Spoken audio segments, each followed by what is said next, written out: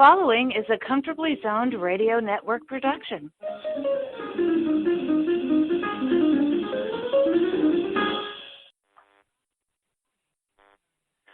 Hello again, everyone. I'm Ralph Tycho with the Comfortably Zoned Radio Network, and I'd like to welcome you to another edition of Retro Rangers in the Zone. The host is Hal Bock. He's waiting for the co-host, and we'll introduce the guest, Mr. Hal Bock. Take it away. We're fortunate to have tonight Reg Landsberry, who's written a terrific book about a remarkable game that took place 50 years ago this month, actually. It's called 9 Goals, and it involves, a remarkable game in which the Rangers had to score a number of goals, more than the usual 2, 3, 4 goals, in order to make the playoffs. It was the last game of the season, and it was against the Detroit Red Wings. And, Reg, I'll let you introduce the circumstances. Certainly you know them by heart pretty much, sure. About that game. Sure. Hal, first of all, thanks for having me on. It's a great thrill for me. As the listeners may or may not realize, you and I were both there on Sunday afternoon, April 5th, 1970. Yes, at we Madison were. Square Garden. Hello. And hey, George. Yes, how you doing? We just got started. Welcome aboard. Reg was just going to give us the details of that memorable game in 1969. Yes. Okay. Well, just as quickly as I can for the listeners, entering the final day of the season, Montreal, who were the two-time defending Stanley Cup champions, led the Rangers by 2 points. The Rangers, 18 hours earlier, had lost to the Detroit Red Wings 6-2 at the Olympia in Detroit, and so the Rangers' dilemma was clear. They had to not only win the game, but because the first tiebreaker would be goals for the season, the Rangers had to score a minimum of 5 goals. So if they beat Detroit and scored 4 or less, they were eliminated for the playoffs. And if they did that, Montreal would have to lose that night in Chicago Stadium. If they got a win or a tie, the Rangers were eliminated. And unbelievably, for the only time still in the Rangers' 94-year history, they scored 9 goals against Detroit that afternoon. And that meant, of course, the shoe was on the other foot. Now Montreal, if they were to lose that night to Chicago, if they scored 5 goals of their own, they could eliminate the Rangers. They would have scored 1 more goal for the season. And so that was what had us all a nervous wreck heading into Sunday night. It was a remarkable day. As you said, they had to score 5 goals, I guess it was, right? Yes. Okay. And in order to do that, that 5 goals was not easily accomplished in those days. Games were much closer, much lower scoring. And That's right. so That's right. I remember that it was a strange game. Emile Francis, the coach, it was all offense. There was no defense. Nobody. Mm-hmm. Eddie Jockman was by himself. There was 5 guys over the blue line on every rush to try and get shots past. I guess it was Roger Crozier was the goalie for the Detroit. That's right. Yeah. Yes, sir. Poor Roger. He was under a barrage of shots because, as I said, Emile just sent them all over the blue line and forget about defense. And in fact, I remember there was a point in the game where he pulled Jockman and left the Ranger net empty in an attempt to create a power play and a manpower advantage because he needed goals. They needed goals, and they were going to find goals one way or another. Right. George, you remember the game, George? Mm-hmm. Yeah, the Rangers outshot the Red Wings 65-22 that day, and that to have that many shots on goal is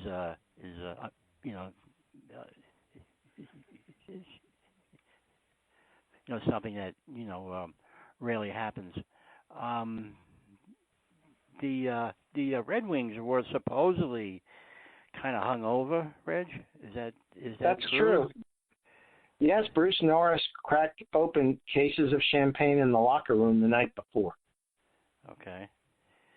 And contemporary fans might not understand that, but Detroit had lost in the 1966 Stanley Cup Final to Montreal after being ahead 2-0. And they hadn't made the playoffs since. So for Bruce Norris, it was a matter of urgency for them to make it in 1970. Yeah. Now what? But I was going to add to the dilemma that the Rangers faced slightly was that after they scored the 9 goals, they essentially had a 4-goal lead on Montreal. Right. And you had interestingly, that's right. And Chicago and Montreal, interestingly, had a home-and-home series of their own that weekend. Right. And now I have to interject here. Mm-hmm. I'm watching this game. I'm covering this game at Madison Square Garden, and the Rangers score 9 goals to give themselves the slimmest of opportunities, slimmest of chances to get past Montreal and get into the playoffs. And the dilemma that I faced was, well, did they make it or didn't they? Yeah. Did Montreal give them the opportunity and lose, or didn't they? We have to wait and find out. So I couldn't write my story until after the Canadiens played the Blackhawks. So I went back to my office, and we had a hookup, and I was listening to the Montreal Blackhawk game so that I knew what was going on, and I could formulate a story, a coherent story. But it was not a coherent day, I'll tell you that. No. Right. Well, it's interesting when you look back, because that was Tony Esposito's Calder Trophy winning season, of course. Mm-hmm. He had a modern era record of 15 shutouts that has never been duplicated. And the first 2 times Chicago played Montreal that year, he shut them out. Mm-hmm. And then Montreal won the next 4 meetings in a row. So heading into the final weekend of the season, it was far from certain that Montreal wouldn't wrap up matters at home Saturday night in the Forum. And then when they lost 4-1, that's what gave the Rangers an almost impossible task. Now, Canadians... like everyone was home, and they had their radios hanging out the window or facing towards the Empire State Building, so we could catch the play-by-play from Chicago once in a while. Like if the wind was blowing the right way, and it was an odd night. It was See, that's the advantage I had. I was working for the Associated Press, the world's largest news gathering agency. Mm-hmm. So I was able to get the account of the Blackhawk Canadian game as it happened. So I didn't have to balance myself out the window with a radio. I was able to get it, and it was a remarkable evening. That's the only word I can think of to describe the circumstances and what the Rangers did. They did what they had to do to give themselves an opportunity to make the playoffs. It was an important. Well, Hal, tell us how much of your story had you written, not counting the lead paragraph or 2 or 3, before the Chicago-Montreal game was over? I wrote a description of what had happened at Madison Square Garden, but without the outcome of the Canadian game, I didn't have a top of the story. So I wrote the bottom of the story describing the game I had seen, and I waited to see what the outcome would be in Chicago, so that they were either in the playoffs or they were not in the playoffs. In any event, 9 goals in a game was just unbelievable. I mean, it was just the way they did it was unbelievable. But you have to credit Emile Francis. He was such a smart guy, such a smart coach, and he knew what he needed to do and how he was going to go about it. And the players bought in. They did what he wanted them to do. And it was just a great. It's a very memorable night, a very memorable day and night. Right now, those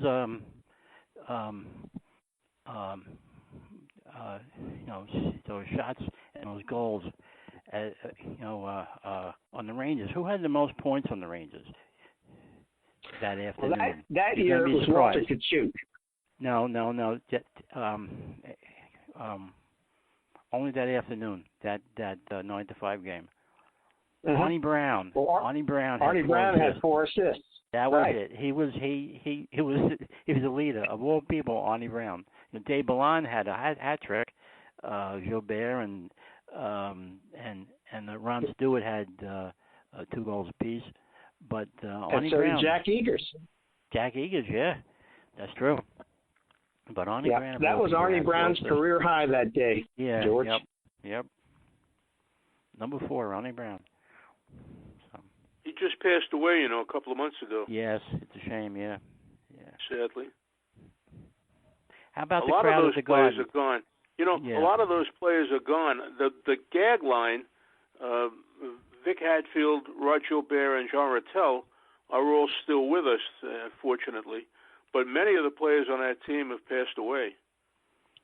Yeah, well, Arnie Brown, Terry Sawchuk, Tim Horton, sure, yeah, Dave Ballon, and Ron Stewart. Ron Stewart, that's right. Yeah. So quite a few of them have gone on. But as I said, you walked into the Garden that day thinking, well, it's all over. They're done. Yes. And for the writers who covered the team, throughout the season, you were in the Garden every Wednesday and every Sunday. I remember that very well. Those were the home games, and you were invested in the team. You're not supposed to root for a team. There's no cheering in the press box, and we abided by that. But we all had feelings for these guys because we had been with them the whole season. And you walked. I remember walking into the Garden that day, thinking, "What a shame!" I mean, they had really started the season in high gear, and they were up in first place for quite some time. Yes, they were. And then there were some injuries, and they went south, and they couldn't win a game. They couldn't get a point, and came down to the last game of the season, and they were in this dilemma. And you felt, I remember feeling sorry for them, thinking, these were my friends, and it's a shame that they're not going to make the playoffs. Yeah. Well, surprise, surprise, Mr. Bock, they did make the playoffs. Yeah. And they did it only by hook and crook, by some fortunate result in Chicago, and also this remarkable game that Reg Landsberry has written this wonderful book about, 9 goals. Yeah. Well, Hal, I think your readers would be interested to learn from you. There was no such thing yet as adversarial journalism, so you were friends with the players, weren't you? You're in the clubhouse, you're in the dressing room after every game. Mm-hmm. Sure, you're friendly with these guys. I didn't write, I wasn't a cheerleader for them, but you found them, and I always found the players that I covered in the years that I covered hockey, I found them to be the most agreeable players to talk to, athletes to talk to in any of the major sports. The hockey players, I don't know if that's true today. I haven't been in a Ranger locker room in many, many years. But in those days, the hockey players, to a man, were just very, very sympathetic with what you had to do. And they were cooperative. They'd bend over backwards for you. I remember talking to Eddie Jockerman many times after he'd come out of a shooting gallery, and you think, well, he's not going to want to talk tonight because he's probably a little tired. But Eddie was always there. And the same thing was true of Rod Gilbert and Vic Hadfield and all of those guys. They were always cooperative. They were nice guys, as simple as that. And so you felt for them in this circumstance where they're hanging by a thread. They've got no chance. There's no chance this is going to happen. And then by God, it did happen right before my eyes, and it's something I'll never forget. Right. And of course, in those days before free agency, Hal, the teams stayed together. The core of those teams stayed together for years and years. That's right. Absolutely, sure. Emil, so you got to know them a little bit better than you might. Absolutely. It was not a revolving door.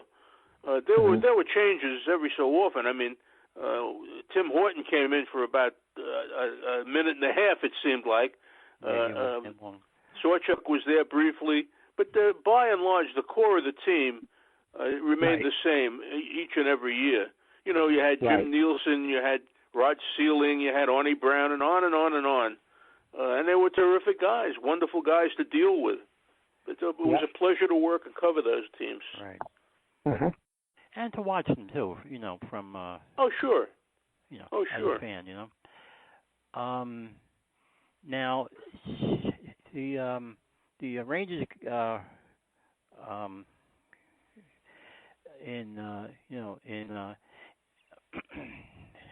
the Rangers I have to pass right now. I have something in my throat. Well, how I was going to say that obviously Montreal, as Emile Francis was always gleeful in mentioning, Montreal had the unfortunate predicament of watching the Ranger-Detroit game from their hotel in Chicago before they went to the arena. Right. So they knew what they had to do. That's true. Yeah. Of course, psychologically, that flipped it in the Rangers' favor right there. They had.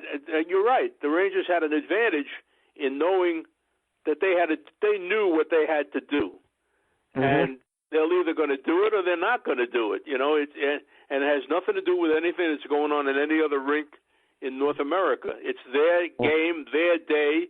Let's do it. You know, and they did, and it was just an amazing, amazing day.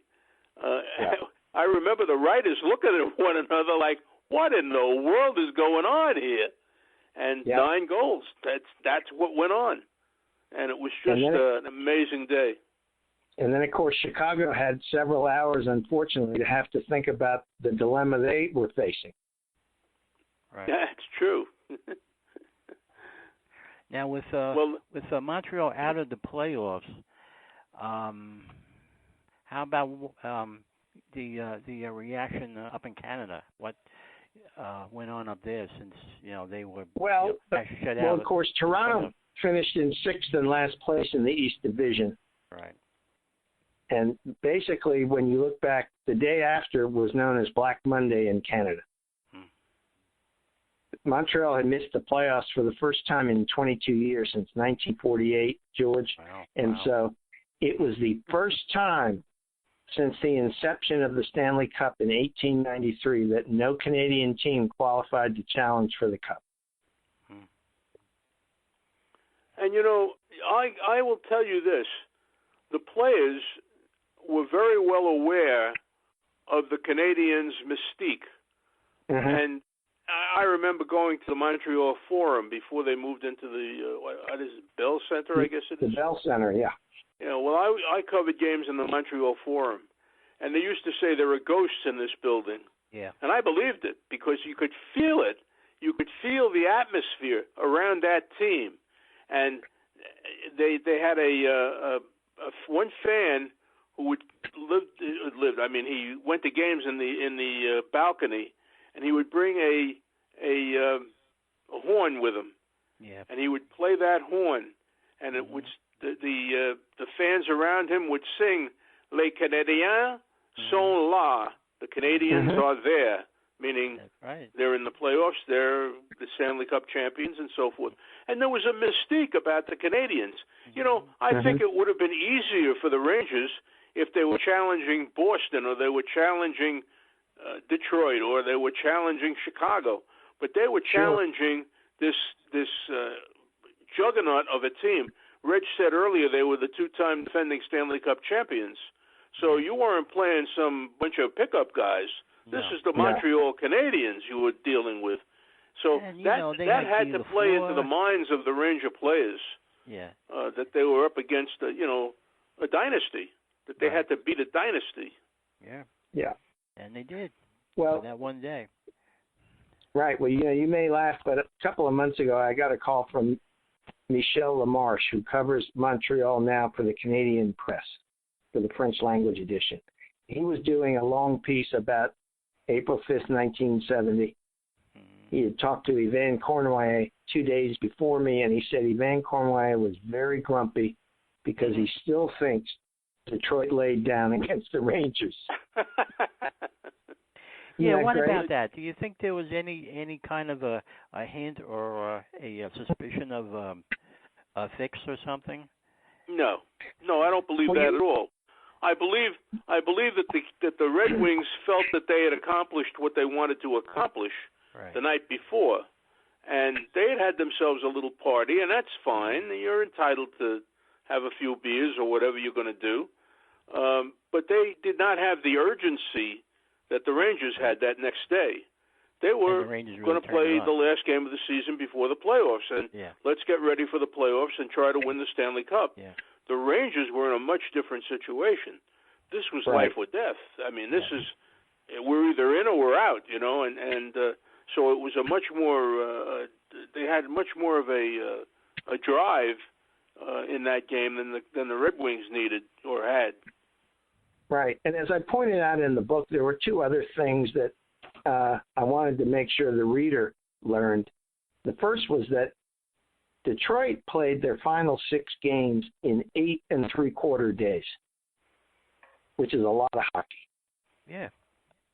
And so by making the playoffs, they probably earned a little bit of a rest on Sunday. But the other thing that really is a myth is that they did not dress a full lineup. And the fact is they did. Roy Edwards, the first-string goalie, was not feeling well. He had chronic migraines. He was on the training table in the locker room during the game. He was not on the bench. But other than that, they dressed everybody. Why was that schedule so crammed, Reg? I don't remember that. Well, I think, as you know, back in those days, it was the Sunday game of the week, and that was the one that, the NHL designated when they made the schedule. That's right, yeah. And, of course, you said there were a lot of games before that. Yeah, for Detroit, they had to make up one game due to the air traffic controller strike. Oh, that's what screwed it up. Okay. So, they played 6 and 8 3/4 days, which, let's face it, for Gordie Howe, that was a little tough. Yeah, they had an older team. They had Howe. They had Alex. Patch Delvecchio. They had an older team. Gary Bergman, Frank Mahovlich. Yeah. That's right. Some pretty good players. Right. Well, obviously, it is true that the Howe line did not play a regular shift the whole game, but in point of fact, Hal, as you pointed out earlier, Gordie scored one of the 2 empty net goals when Emile pulled Ed Giacomin. He actually pulled Eddie 3 times in the last 3:38 of the game. How about the crowd at the Garden? I remember that it was half empty when the game started, and then the people came back in. That's right. After the first period, it was about 60% full, and after the second period, it was full.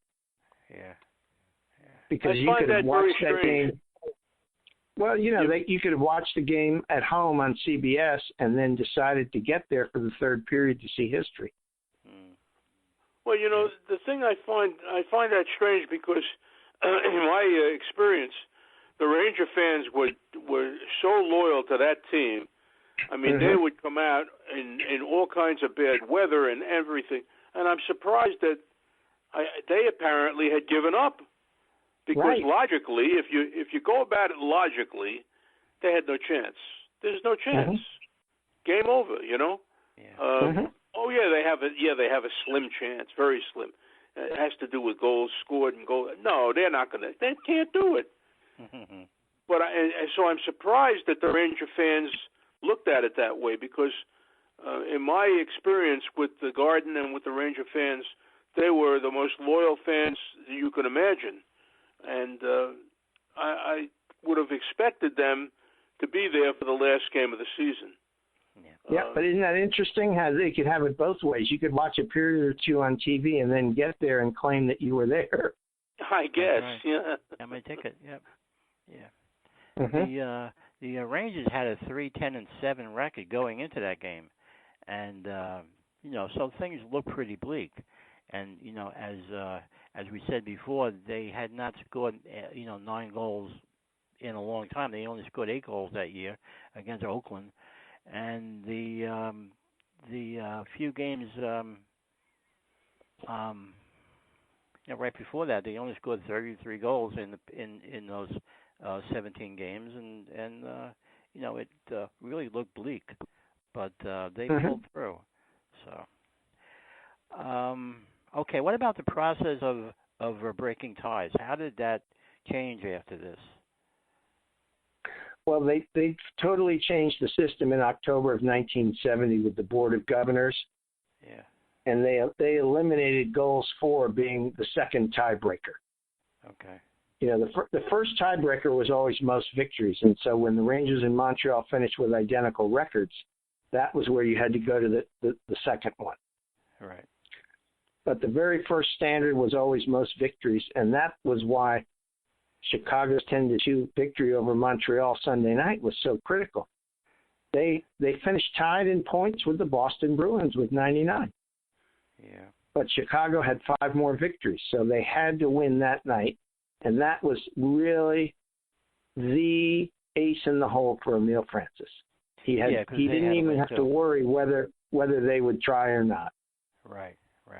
That's right. Well, but the first problem was for Emile was to accumulate enough goals to make it significant and give himself a chance. Give them a chance. Right. Exactly. And as I said, I've never seen a hockey game like that, and I don't expect I ever will again. But to have every rush 5 guys over the blue line, and nobody in the defensive zone with the exception of the goaltender, is remarkable. It really was. Right. Well, Hal, you gave me that great quote for the book. You told me that you'd never seen shinny in Canada, but that was what this had to be. Yeah. Yeah. It was shinny, pure offense. Yeah. Well, right. As I said earlier in our conversation, Emile was a craftsman. He was a very, very smart guy. He still is. Thank God he's still around. That's right. George knows that better than anybody. But he knew what he had to do. He knew what his team had to do for whatever chance they had, slim as it might be. This is our chance, and this is what we have to do. So this is how we're going to do it. And fortunately, everything fell his way. It fell their way that night or that afternoon. But it was surreal. It really was. It was a surreal experience to watch this game. Because you go to a hockey game, you expect the score to be 4-2, 3-2. A reasonable game. This was not a reasonable game. 9-5 is not a reasonable game, especially when you're pulling the goalie in in an attempt to get an extra skater when you're not in that circumstance. So. Well, actually, I think before the game, Amo and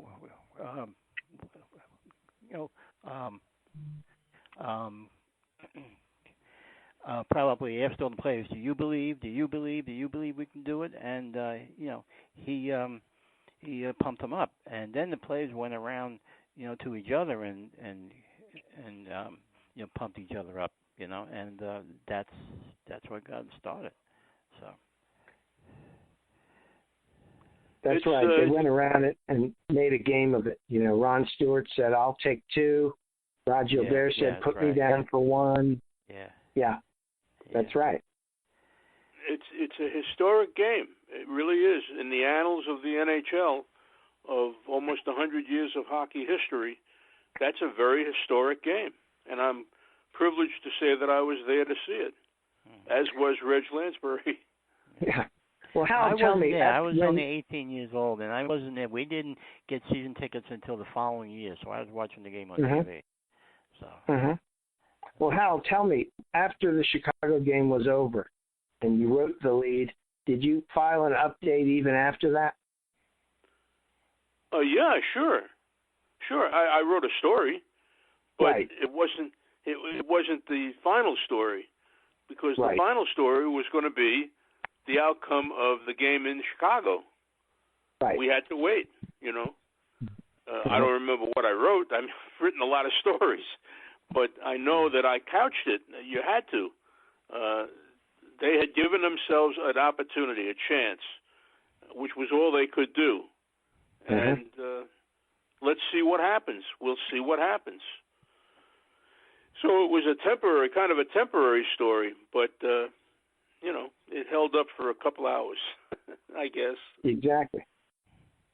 And the players, Hal, were from you what assigned I to read, go too. to Boston on Wednesday? I'm sorry, say again?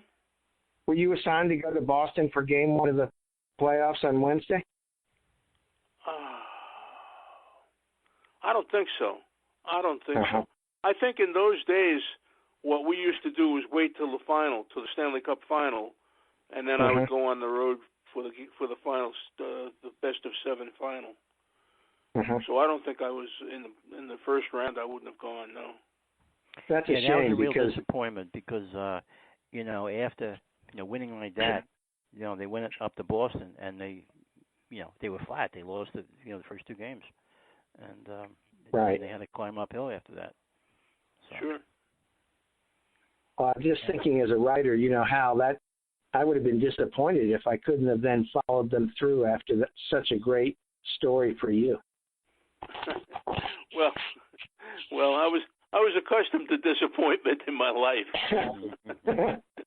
Yeah. You just I knew the rules. I knew what was going to be, and we have a bureau in Boston, and the bureau in Boston will take care of it. So that was okay. Yeah. That was okay with me. I was privileged, as I said earlier, I was privileged to see firsthand one of the most memorable games in National Hockey League history. They can't take that away from me. No, sir. So good for you guys. So, and then this year is also the 50th anniversary of the brawl between the Rangers and the Bruins at Madison Square Garden. Yes, that's right. In either the third or fourth game, I'm not sure, but Jacquemin and Sanderson got into it, and that was interesting. Yeah, it was in Game 3. It was a much different brand of hockey in those days than what's played today. And part of the reason is that, as George said earlier, the teams never changed. They were the same core. The core of every team was the same, and these guys knew each other inside out. And so they played the game differently. They didn't have to figure out what kind of moves the other guy was going to make because they knew what the other guy was going to do. They'd played him 50 times, Sure. So it was a different way of playing the game. It was a different kind of a game. And those are the days. I mean, the 6-team league, that was a little bit after the 6-team league, but the 6-team league was a remarkable experience to cover those 6 teams when they went at each other night in and night out. It was just a fantastic time. Well, I have to say, a couple of years ago, I was talking to Billy Fairburn, and he told me that he was getting a hip replacement in a couple of days. And I said, Billy, who's really responsible for that? And he said, well, one person would be Don Marcotte of the Bruins because I went up against him always. That's what it was, day in and day out. You knew who you were going to be playing. You knew who you were assigned to. Right. It was no secret. It was no mystery. And the games were just, every night was just great hockey, just wonderful hockey. And I watch games occasionally now, not all the time, and I just don't see it as the same kind of a game. It's changed dramatically. It's more wide open. It's just a much different game. And I prefer the old game. The players are trying to hurt each other now. Back in the 6-team league, they wanted to take each other out of the play, but they didn't want to really hurt. You think they have more respect for one another? Yeah, because they had to play each other 14 times a year, and they knew each other. And there were no such thing as headshots back then either. Right. I also think the invasion foreign-born players has changed the nature of the game as well. You know, it used to be all the players were Canadian, and there might have been one or two Americans in the league. I remember when Tom Williams was with the Bruins. He was an American. That was unique. But now you've got a lot of Americans in the game, but you also have a lot of players from overseas. A lot of names I can't pronounce. Yeah. And somehow that's changed the nature of the game and the way the game is played. Just a different game. Those days are gone forever. The 6-team league and the rivalries that grew in those days, it was remarkable. It's a great hockey. And you've written a great book, Reg. I'll tell you that. I'm delighted that I had a part of it. I was able to contribute to it. And I'm delighted that I have a signed copy in front of me right now. So, well, Hal, yours was one of the important voices because, as George will remember, you'd go to a Ranger game, you always would buy a program, but we would devour Hal Bock's pieces in the Ranger program year after year. That's right, yeah. I have a bunch of them here right now. Yeah. I had a lot of words that I used, and now I just sit quietly and let other people write the words. Mm-hmm. Right. Well, we appreciated it then, and we appreciate it now. Thank you. That's right.